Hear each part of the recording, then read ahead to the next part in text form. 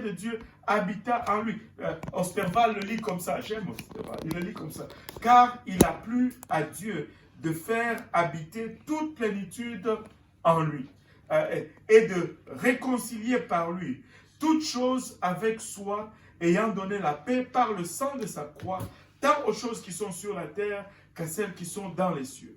Vous aussi qui êtes autrefois éloignés et ennemis par vos pensées et vos mauvaises œuvres, il vous a maintenant réconciliés.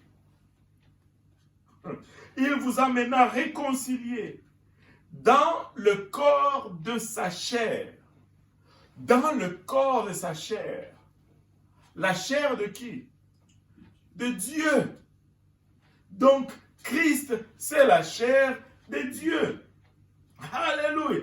Par sa mort, pour vous présenter devant lui saint, sans tache et irrépréhensible, pourvu que vous demeuriez fondés dans la foi et inébranlable, n'abandonnant point l'espérance de l'évangile, etc., etc. Regardez, et c'est dans le 2e chapitre qui nous parle encore de la plénitude de la divinité. Écoutez, Dieu a voulu que toute plénitude, alléluia, de son essence demeure en Jésus-Christ. C'est pourquoi Jésus est Dieu. Maintenant, regardez encore, on a parlé du Père tout à l'heure. On va démystifier cela aussi.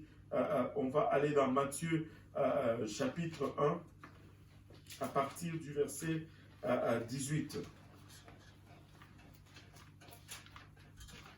Matthieu 1, verset 18.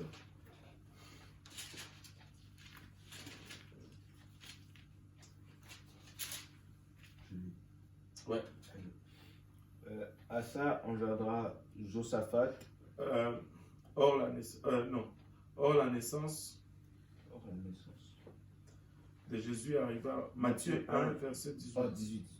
Voici de quelle manière arriva la naissance de Jésus-Christ. Marie, sa mère, ayant été fiancée à Joseph, se trouva enceinte par la vertu du Saint-Esprit. Avant qu'ils eussent habité ensemble, Joseph, son époux, qui était un homme de bien et qui ne voulait pas la diffamer, se proposa de rompre secrètement avec elle. Comme il y pensait, voici un ange du Seigneur lui apparut en songe et dit, Joseph, fils de David, ne crains pas de prendre avec toi Marie, ta femme, car l'enfant qu'elle a conçu vient du Saint-Esprit. Wow! Là, l'ange dit à Joseph, Joseph était fiancé à Marie. Amen. Amen. Et là, tu sais, ça confirme l'enseignement de Dieu, c'est que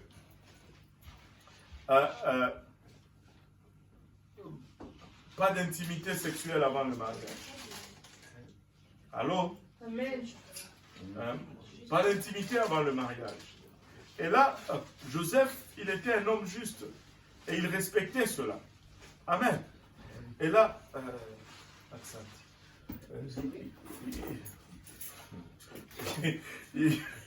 n'importe quoi comme réponse.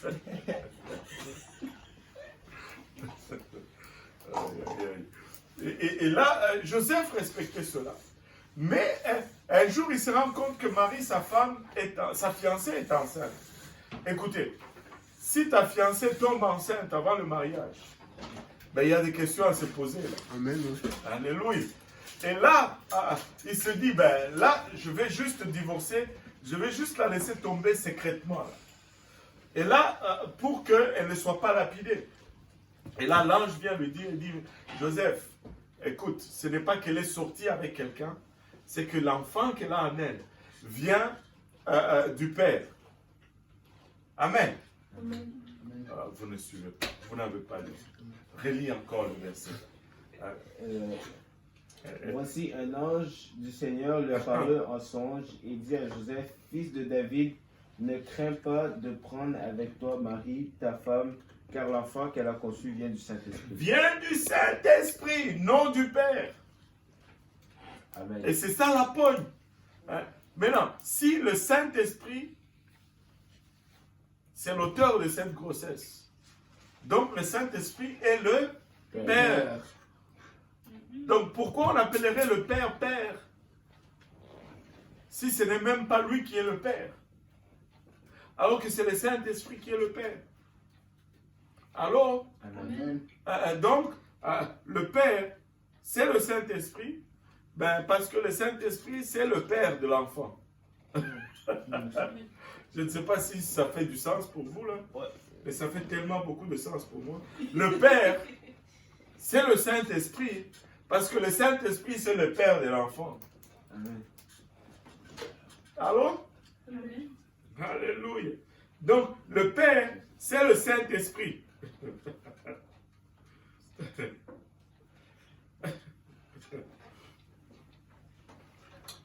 Alléluia. Maintenant, regardez ceci.